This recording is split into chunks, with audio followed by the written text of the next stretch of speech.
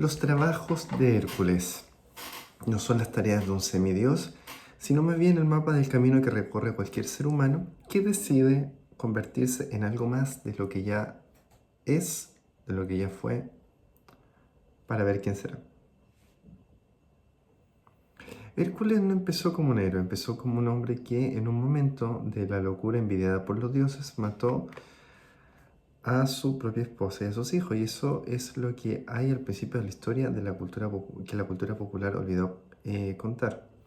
No la fuerza sobrehumana, no las victorias épicas, el fondo. El hombre que despertó de la locura rodeado de lo que había destruido con sus propias manos.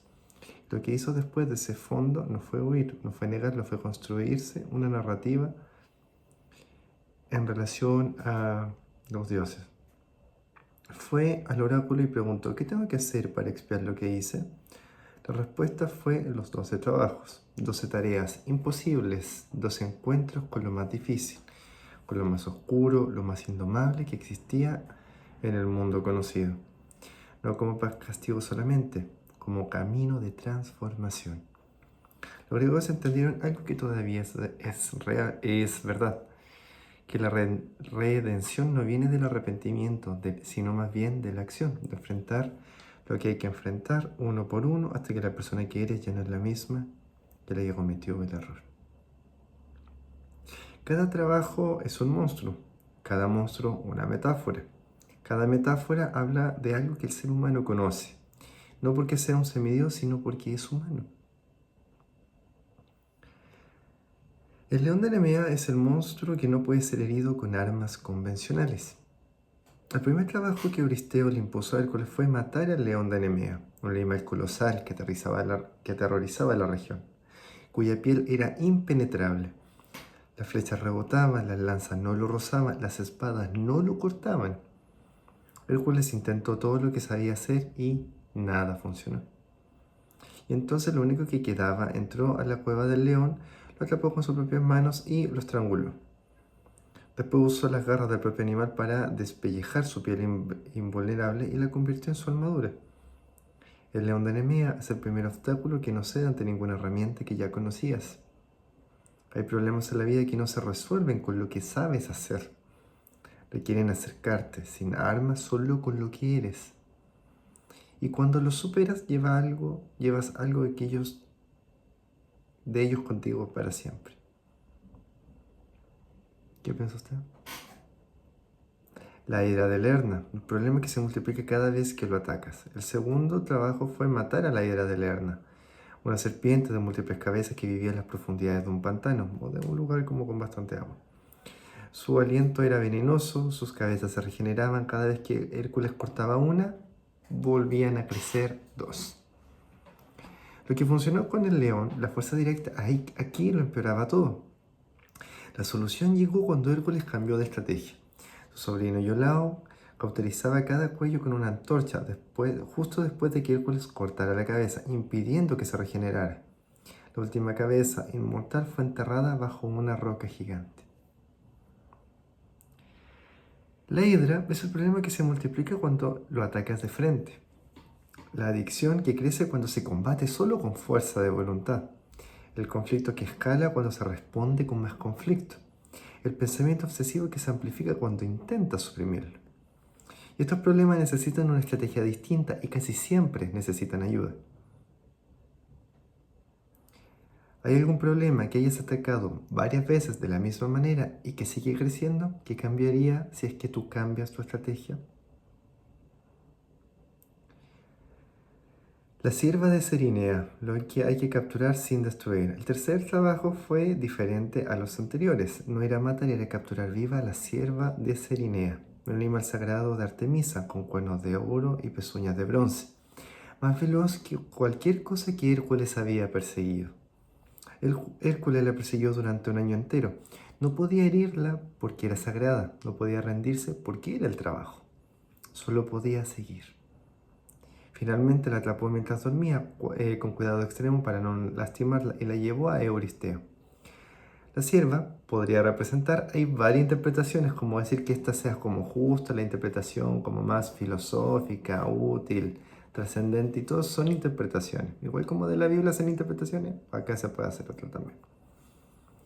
Representa lo que hay que alcanzar sin destruir en el intento, la relación que requiere paciencia y delicadeza, la fuerza, el sueño que exige un año de perseverancia sin garantía de resultado. Hay metas que no toleran la urgencia ni la violencia de que quiere resultados rápidos. Solo el que puede sostener la persecución durante el tiempo que tome, sin rendirse ni dañar lo que busca, las alcanza. El jabalí de Erimanto. Domina lo salvaje en lugar de destruirlo. El cuarto trabajo fue capturar vivo al enorme jabalí de Erimanto, que devastaba los campos de la región. Hércules lo persiguió hasta las nieves del monte, donde el jabalí se cansó y se quedó atrapado en la nieve profunda. Lo capturó con una red, lo ató y lo llevó sobre sus hombros hasta Euristeo, quien, según la leyenda, entró en pánico al verlo y se escondió dentro de una tinaja. El jabalí puede ser el impulso destructivo que hay que dominar, no eliminar. La rabia, la impulsividad, el instinto que cuando se libera sin control arrasa con todo lo que encuentra.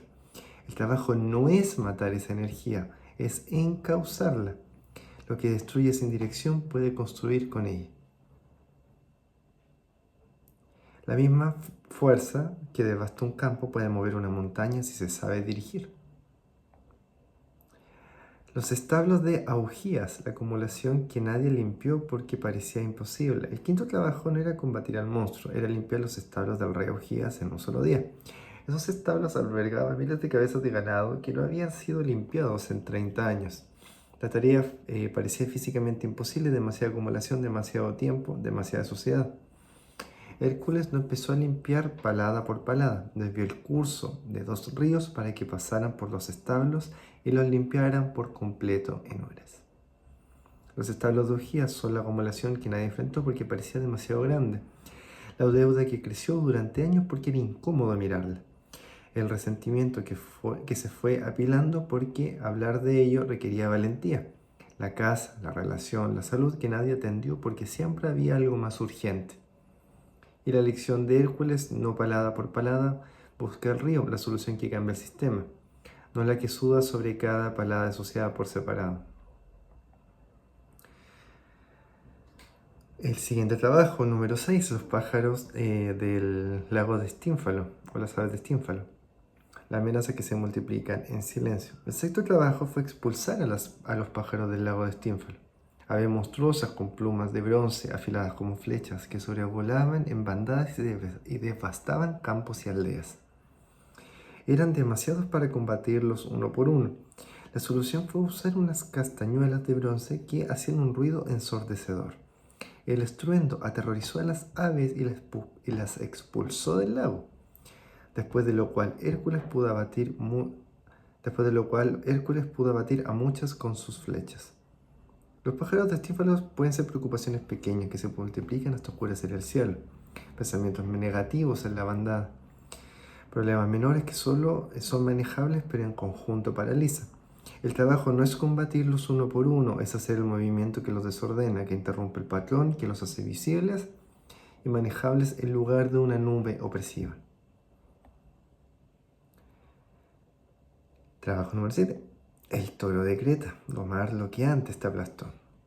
El séptimo trabajo fue capturar al toro de Creta, un animal que Poseidón había enviado desde el mar, de una belleza y ferocidad extraordinaria y que sembraba el caos en una isla. Hércules cruzó el mar, enfrentó al toro y lo domó con sus manos y lo montó de vuelta a través del Mediterráneo. No lo mató, lo domó. Luego lo entregó a Euristeo, quien lo liberó, y el toro continuó su carrera de destrucción por el Peloponeso. El toro de Creta es la fuerza que te arrasó y que ahora tienes que aprender a montar. El miedo que dominó tu vida durante años y que, cuando lo enfrentas de frente, resulta ser también una fuerza que puedes dirigir. El trauma que te aplastó y que cuando se trabaja puede convertirse en comprensión, la capacidad de acompañar a otros que lo viven. La diferencia entre quien fue aplastado por el toro y quien aprendió a montarlo no está en la fuerza, está en el encuentro directo con lo que más miedo daba. Trabajo número 8. Las yeguas de Diomedes. Lo que se alimenta de lo que destruye. El octavo trabajo fue capturar las yeguas de Diomedes, animales salvajes que el rey Diomedes alimentaba con carne humana, sus propios huéspedes. Hércules las capturó, pero antes de poder controlarlas tuvo que alimentarlas con el propio Diomedes. Una vez que devoraron a quien las había alimentado con sangre, las yeguas se calmaron y pudieron ser conducidas. Las yeguas de Diomedes son los hábitos o sistemas que se mantienen con un costo humano invisible. La dinámica laboral que devora a las personas para seguir funcionando. El sistema que se nutre de lo que destruye y que solo rompe cuando quien se alimenta deja de hacerlo. A veces la solución a un problema destructor es eliminar su fuente de alimentación, no combatir los síntomas. Trabajo número 9. El cinturón de Hipólita. Lo que se podría haber obtenido por diálogo y se perdió por desconfianza. El noveno trabajo fue obtener el cinturón dorado de Hipólita, reina de las Amazonas. Hércules llegó a las tierras del Amazonas e Hipólita, impresionada por él, acordó entregarle el cinturón voluntariamente. Pero la diosa Hera, que odiaba a Hércules, sembró la desconfianza en las Amazonas, convenciéndolas de que Hércules quería raptar a su reina. La batalla que siguió no era necesaria, el cinturón se iba a obtener sin derramamiento de sangre. La desconfianza lo cambió todo. El cinturón de Hipólita es lo que se podría haber logrado con diálogo y confianza, pero que se perdió porque alguien sembró la desconfianza a tiempo. Las negociaciones que fracasan no por falta de voluntad, sino por rumores y malentendidos. Las relaciones que se rompen no porque hubiera un problema real, sino porque alguien convenció a uno de que el otro era una amenaza.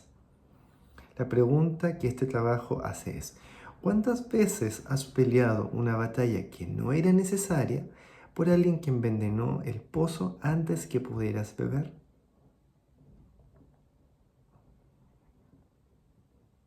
¿Alguna situación donde la confianza provocó un conflicto que no era necesario y que se hubiera logrado si el diálogo hubiera sido posible? El ganado de Gerión. El camino largo para llegar a lo que está en el fin del mundo. El décimo trabajo fue robar el ganado de Gerión, un gigante de 3 cuerpos que vivía en una isla en el extremo occidental del mundo conocido. Para llegar, Hércules tuvo que cruzar el desierto africano. Frustrado por el calor insoportable, apuntó sus flechas al sol. El dios Helios, lejos de enojarse, se impresionó tanto con la audacia que le prestó su copa de oro para cruzar el océano. Hércules llegó a la isla, mató a Gerión y condujo el ganado de vuelta a Grecia en un viaje larguísimo, enfrentando obstáculos en cada etapa del regreso. El ganado de Gerión es el objetivo que está tan lejos que el camino mismo es la prueba. Uy, molesta la nariz. No es el destino, el trayecto, la carrera, el proyecto. La transformación que requiere atravesar desiertos antes de llegar. La elección de la copa de Helios, la audacia de enfrentar incluso lo que parece invencible. El sol mismo a veces no termina en castigo, termina en lo que parecía un obstáculo, te presta las herramientas que necesitas para seguir. Trabajo número 11, las manzanas de las Hespérides. Lo que no puedes obtener tú solo. El 11º trabajo fue obtener las manzanas doradas del jardín de las Hespérides, frutas de la inmortalidad custodiadas en el confín del mundo.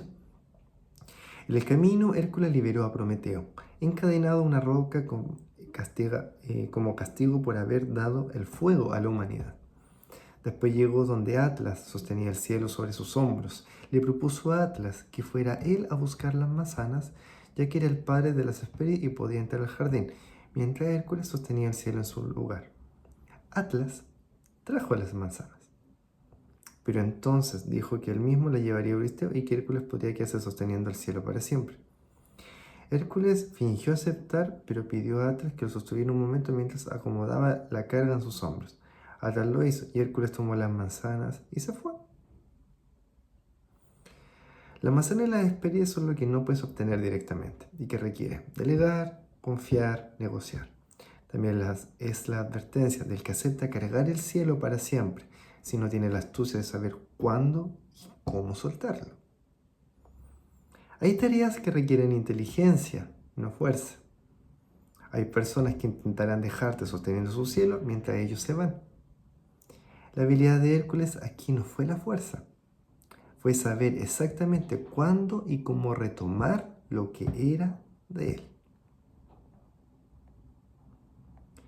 El trabajo número 12. Ser Vero.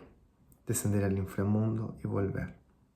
El último trabajo, el más oscuro de todos, fue descender al inframundo y traer a Cerbero, el perro de 3 cabezas que custodiaba la entrada del reino de los muertos, sin usar armas. Hércules descendió al mundo de las sombras, habló con los muertos, liberó a un amigo injustamente encadenado y frente a Hades mismo pidió permiso para llevarse a Cerbero, prometiendo no usar armas y devolver al guardián después. Hades aceptó. Hércules sometió a Cerbero con sus brazos, lo llevó ante Euristeo, que de nuevo se aterró y se escondió en su tinaja, y luego lo devolvió al inframundo como había prometido. El descenso al inframundo es el trabajo que ninguno de los 11 anteriores trabajos había podido realizar, el encuentro con la propia muerte, con la propia oscuridad, con todo lo que hay en el fondo que preferíamos no mirar. En la vida de cada persona hay un momento de descenso, una crisis profunda, una pérdida que lo cambia todo. Una etapa donde el mundo de arriba parece inalcanzable. El trabajo de Hércules no fue destruir a Cerbero, fue descender, enfrentarlo y volver. El que desciende al inframundo y regresa ya no es el mismo que bajó. Ese es el punto. Bueno, Hércules no fue al oráculo a preguntar cómo ser famoso, fue a preguntar cómo expiar lo que había hecho. Y los 12 trabajos no fueron una respuesta a esa pregunta solamente, fueron algo más grande. Fueron el camino por el que un hombre que había cometido el peor error de su vida se convirtió en algo que nunca hubiera podido ser sin ese error. Sin el león no hubiera aprendido que la fuerza directa tiene límites. Sin la hidra no hubiera aprendido que algunos problemas requieren una estrategia nueva y ayuda. Sin los establos no hubiera aprendido a pensar en sistemas. Sin las manzanas no hubiera aprendido que hay cosas que solo se obtienen con astucia y delegación. Sin el inframundo no hubiera aprendido que descender es también parte del camino y que se puede volver. Cada trabajo lo cambió y el conjunto de los 12 lo transformó en algo que no existía antes de que él comenzara. Los griegos no inventaron este mito para entretener, lo inventaron para describir algo que sabían que era verdad. Que la heroicidad no es la ausencia de errores, de caídas de monstruos, es lo que uno hace con cada uno de sus aspectos. Tu león ya apareció, tu hidra también. Probablemente ya tienes establos que limpiar y un inframundo al cual descender. La pregunta no es si los monstruos van a venir, la pregunta es qué tipo de persona vas a ser cuando lleguen. Porque hay algo peor que no conocer los trabajos de Hércules, conocerlos y no reconocer los propios. En realidad, bueno, deben haber distintas como variaciones, interpretaciones o formas. Son historias que se pueden ocupar para poder hacer alguna interpretación y de ello buscar como alguna aplicabilidad como en la vida y en lo cotidiano. Porque en realidad no se trata como de vivir en la época de Hércules ni en la época de los griegos, eso ya no es, no existe, sino más bien de cómo con distintas como situaciones ve ahí y él con los desafíos que tenía logra el demostrarse de que, por decirlo, hasta con un error que cometió o un momento muy oscuro para él, logra frente a los mismos desafíos desarrollar otro tipo de características, de habilidades que le permitieron el convertirse en otro ser, bueno, se decía que era un semidios. Y no le digo que necesariamente por hacer esto usted se convierte en un semidios, que no va a faltar el que diga algo así o el que piense algo así, sino más bien cómo en relación usted a su propia vida, a distintas circunstancias que se ven como imposibles, por decirlo, que en realidad es lo que se comenta, logra el resolverlo, sobreponerse, el realizar un trabajo y en eso hasta ayudar a otras personas. ¿Se lo había preguntado alguna vez de esta forma? ¿Usted tiene alguna otra interpretación?